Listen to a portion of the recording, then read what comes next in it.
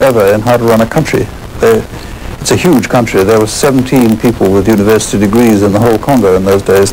With independence, law and order collapsed, the army disintegrated, and the template for Zaire today was quickly established.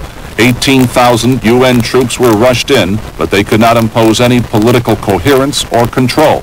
Then the United States got involved.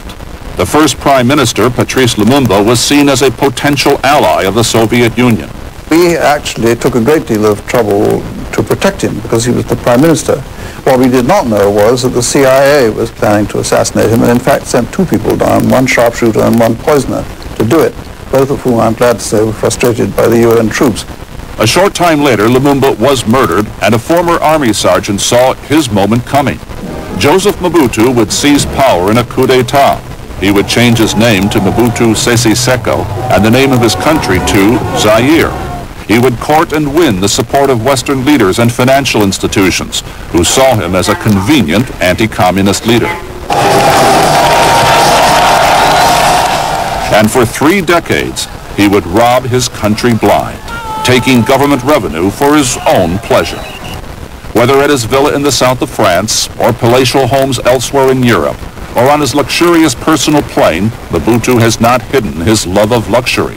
His personal fortune is estimated conservatively at $5 billion. The way Mobutu has turned out, thinking back to the first meeting in 1960-61, does that surprise you? Not at all. Absolutely not.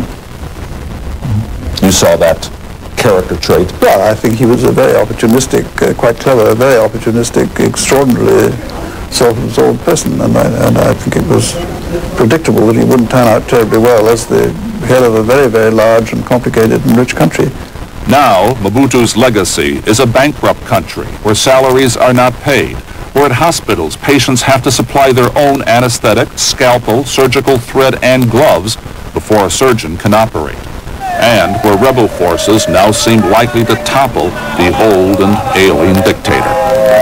When young Joseph Mobutu changed his name, it was to more than Mobutu Sese Sseko. The full name translates as the all-powerful warrior who, because of his endurance and inflexible will to win, sweeps from conquest to conquest, leaving fire in his wake.